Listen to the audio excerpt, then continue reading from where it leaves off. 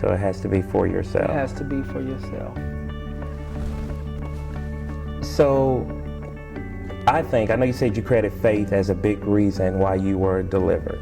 And I always think that God speaks to us in many different ways. Even when we're in our mess, God speaks to us in many different ways through different people.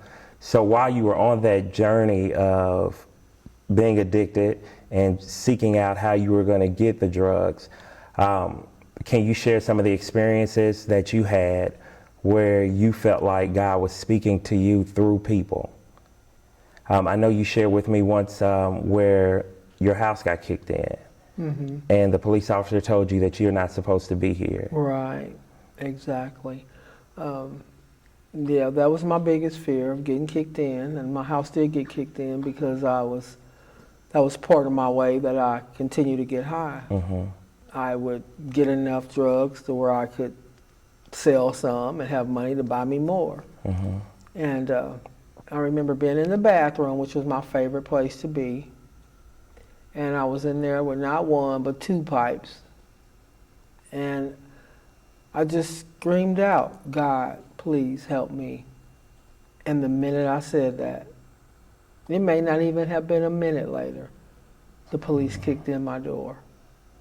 That was the start of my recovery. Didn't happen right away, it didn't happen overnight, but they did take me down to the jailhouse, and they said they knew that I was there and didn't have any business being there. One of them said that, of course, it was a nice cop and a mean cop, and the nice one said, "You know, I know you don't have any business being in this lifestyle."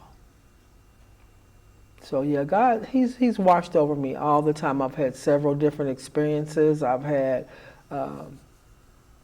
out trying to make money to get high. I've had guys do different things to me, you know, but you get up and you brush yourself off and you think this is what you deserve, you know. And I had to come to a point where I knew I deserved better than this. I was better than that. I had no business in that lifestyle.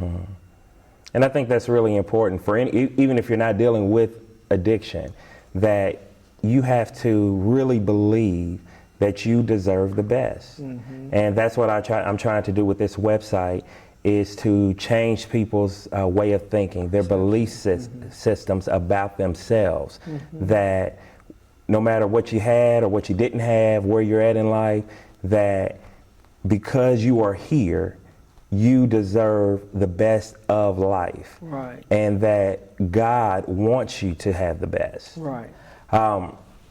So I know you mentioned the shame. How did you deal with the shame of your past and not use the drugs as a medication or a coping system for that? Because I think when you are addicted for so long and then you choose to go down a different road and start dealing with those issues, you know, they come up and you have the feeling that you want to turn back to what medicated the pain in the beginning. So how did you make that decision that you was not going to turn back to drugs, but you were going to start dealing with those issues that were leading you to do drugs in the first place? Well, that's a real simple answer. I always told myself, there is nothing that will happen to you today that a drink or a drug will not make worse. So anything that you're going through, if you think using or drinking is going to help you, it's only going to make it worse. It's not going to make it any better. It's only going to be worse. And even if you stop and you go back, it's not like you start off from the beginning. It's a progressive illness. So it's like it's paused right there where you stop. Once you start back, you stop from the point where you left off. You don't get to go back to the beginning and do over. You start right there. What I think is so fascinating that you're here sharing this story is that you went through all of that, lost relationships, or I'll say lost time with your children, lost time from your own life, and went through a lot of pain, a lot of hurt, like you mentioned, being abused, sexually abused, just not feeling worthy. And now that you're here, you're sharing your story with other people who will watch it and who will hopefully be able to get help themselves or help someone else. So do you look back on those on that time and with a not necessarily a sense of happiness, but I guess a sense of gratitude that you did go through what you went through and that God has turned it around so you can use it to help someone else? Because I always think that, or what I think now I should say, is that we can be going through the worst time of our life, no matter what it is. And possibly we're going through it now because God is going to take us out of it and use our story to help someone else. So do you think that makes what you went through, do you think that, I guess what I'm trying to ask, does it make what you went through any better? By knowing that God's going to use my story to help someone else, yes. Okay. Yes, that's how I look at it. And that's how you have to look at it. Because how can you help somebody else if you've never gone through anything? No one can tell me how to be a mother that hasn't had children. You can't tell me how to have a successful marriage if you've never been married. I can't help you with overcoming drugs if I've never been there, if I don't experience the feelings. That's the importance of going to meetings, 12-step meetings. Get with like kind, people that have been through what you're going through or what you have been through that can relate to your story. Support groups are very important. So what is the best way for someone to support an addict or to help an addict? Because we all have different ideas on how we can help our loved ones or people that we care about. And a lot of times those actions are us doing a lot for them or trying to protect them from, the outside world or even themselves. And, I've realized just through things that I've gone through that that's not always the best help when you're trying to help someone. So what do you recommend as being the best help that someone or family members can help addicts? Don't be an enabler. So a lot of times people have to want your help in the first place. And a lot of times you don't know how to help them. So the best thing for you is to get help for yourself. Get help for yourself.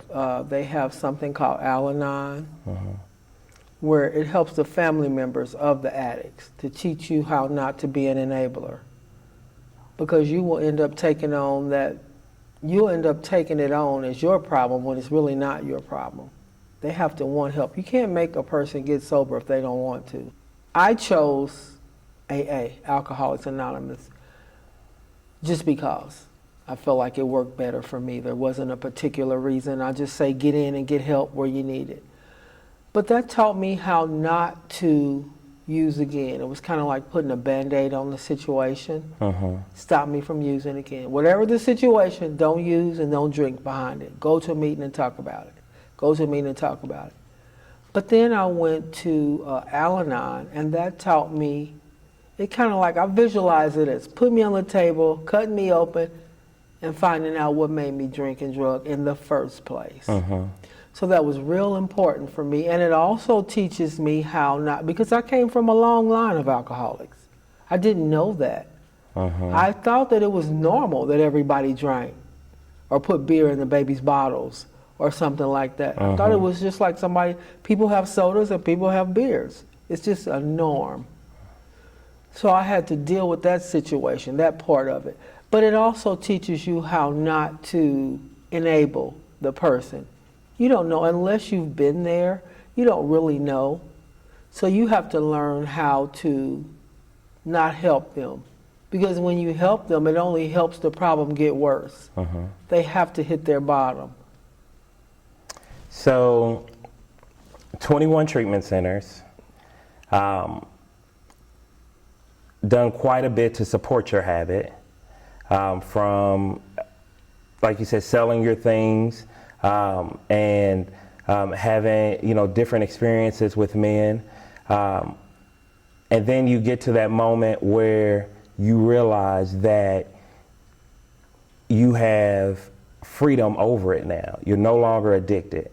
Well, I guess first that is my question. Do you consider yourself a former addict? Yes. You do? Yeah. Oh yeah.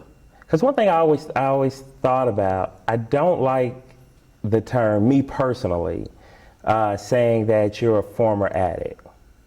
I always think that when you're done with it, you're set free of it, that's not who you are anymore. And so I never really liked the term of referring to yourself or anyone as a former addict. So are you ever really completely cured of it?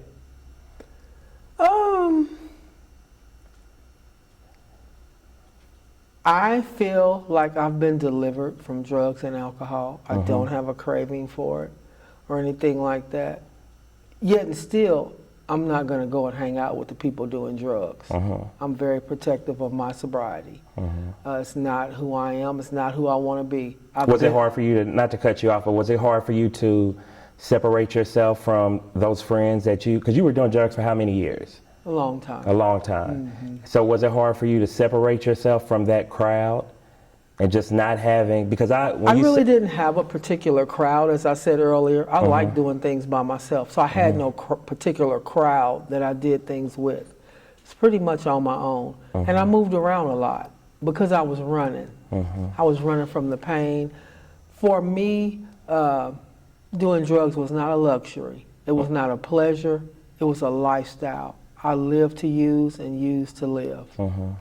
And that's very important. I use to live. People don't understand the depth of an addict's pain. I don't think anybody wakes up and says, I think I'm going to grow up to be the best addict I can be. No. Something going on in the inside of that person. And so for me, it was like a way of medicating myself. It wasn't any fun at all. So I didn't really care about the people that I was around anyway. I would run. I moved to California, I moved to Memphis, Tennessee, I moved here, I moved there, I moved to Abilene, Kansas, I went to a long-term treatment center, 6 months, did all of that. But yet and still, something inside of me was just not satisfied. I think that's pretty important what you said, that you used to live. You did drugs it was a part of your daily function to make it. And I think you're absolutely right that people who don't necessarily deal with an addictive disease don't really get that this is a part of, or it has become a part of who you are. And this is the way that you are, this is the way that you're coping with life. This is the way that you're making it. And it serves as an escapism for you.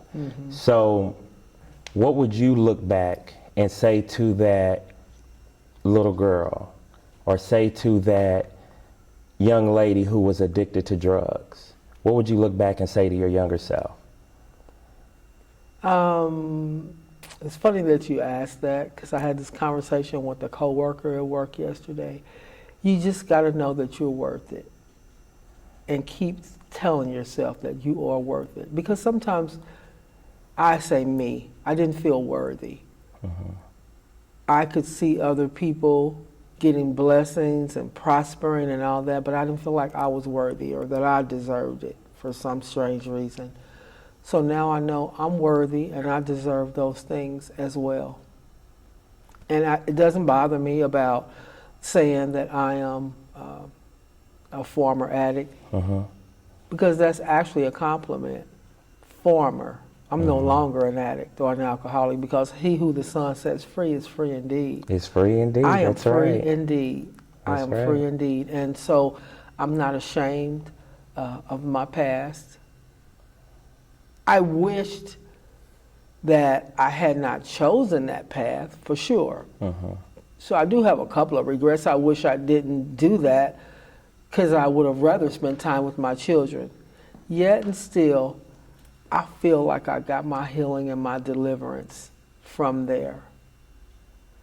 That was a hard way to do it, but I feel like I'm totally free and totally delivered. I like the person that I am today. If I had my choice to be somebody else, I wouldn't want to be anybody else, anywhere else. I love my family. I love who I am. There are people that made mistakes in my life. I forgave them. They did the best that they could do based on where they came from. I think that's a good thing to say. I think that's a good point. Forgiveness is so important. It's necessary. And it's necessary. It's necessary. It's necessary. And I think that you have to believe, or you should believe, that wherever people are at in life, they are doing the best that they can. And I think that's important for addicts to know, because as you said, you used to live, and you were doing the best that you could at that particular time. And in the end, it all worked out so that your story could be used to help someone else.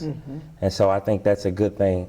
The last question is, what, from a former addict to someone who is currently dealing with whatever addiction, and they may feel stuck, they may feel like they don't know how to get out, they don't have the support system they need, what encouraging words would you share with them? Seek help. Talk to somebody. And whoever that you're holding a grudge against or you're holding unforgiveness against, find some way in your heart to forgive them. Ask God to help you to forgive them, because holding unforgiveness is like you drinking the poison and waiting on the other person to die. It's just killing you. So talk to somebody. Seek help. There's tons of ways to get help, be it church, be it 12-step programs, be it a mentor or somebody. Just don't try to do it on your own. An addict or alcoholic alone is bad company. Bad company. Bad company. All right, September. Well, I certainly appreciate you sharing your story. Like I said, the goal for this interview, the goal for everything that I'm doing on this website is to help someone. And I feel like your story is definitely a powerful story of just what transformation can take place when you're in it 100% yourself, and then when God's in it as well. So thank you very much, and I appreciate it. Thank you for having me. All right. All right.